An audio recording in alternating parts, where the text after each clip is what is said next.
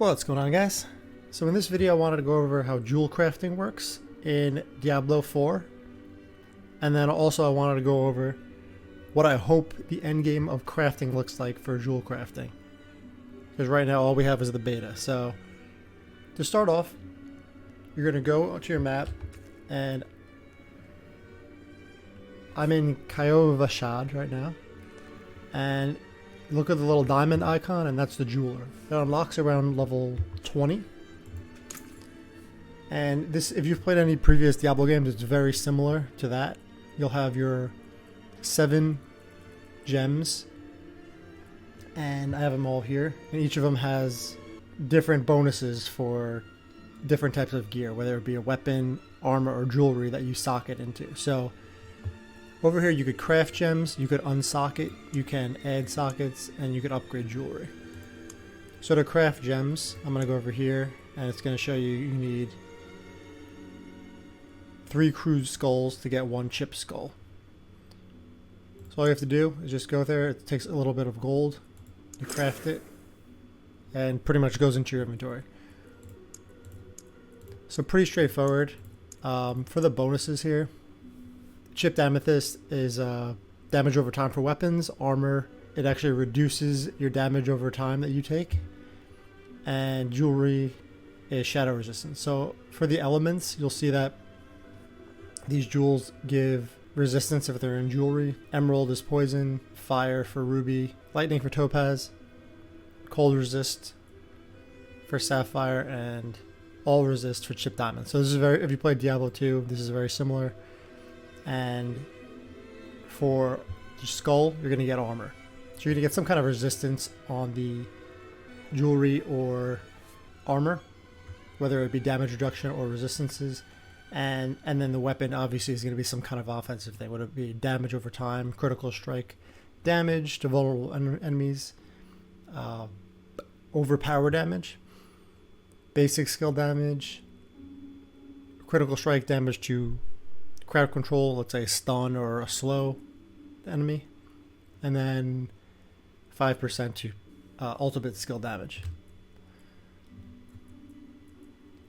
I won't go too much into the types of skills, but if you go to the skill tree, there'll be labels as to what kind of skills they are. So this one here, Invigorating Strike, is a basic skill, while Flurry is a core skill. So that's how it's broken down. So right now you can craft gems, you could unsocket. So let's say I have this armor here. You could just go here and it'll unsocket the whatever you have in there. And then you go back to your inventory, and you can, this has 1 socket, so you can go in and let's just say I want to put the chip skull in there because I want healing received. So it goes right into there. And then you could always add sockets, and the items that you can socket will be highlighted.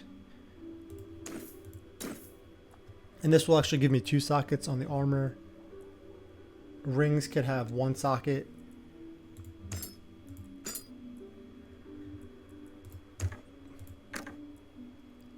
And then I'll show you the preview of what will happen after you add a socket. So to add a socket, it costs 1 material of scattered prism and some decent amount of gold, actually 18,000. And then to upgrade, you're going to, this is similar to the blacksmith for other gear, except that it's for rings and amulets. It's just going to cost some material and some gold. And then each upgrade will require other material, whether it be veiled crystal, silver ore, or iron chunk. And then abstruse sigil for the final upgrade, which will come in later levels because I have not found it yet, up to level 25. Okay, so I went over the crafting, unsocketing, add socket, and the upgrade for the jeweler. Now, what I hope for, it's very, very basic, very similar to D2.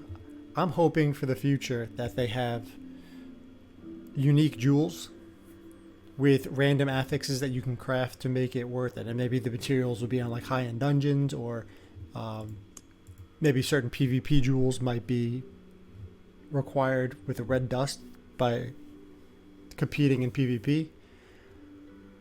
There's a lot that they could do with this. Diablo 2 has obviously the magic jewels with different affixes, rare jewels, and unique jewels. I really think they, aside from these gems that you could keep cubing up for, increase critical strike damage or whatever the stat may be, there should be jewels with multiple affixes on them. So maybe you'll have a unique jewel that gives plus skills in addition to critical strike and critical strike versus vulnerable enemies.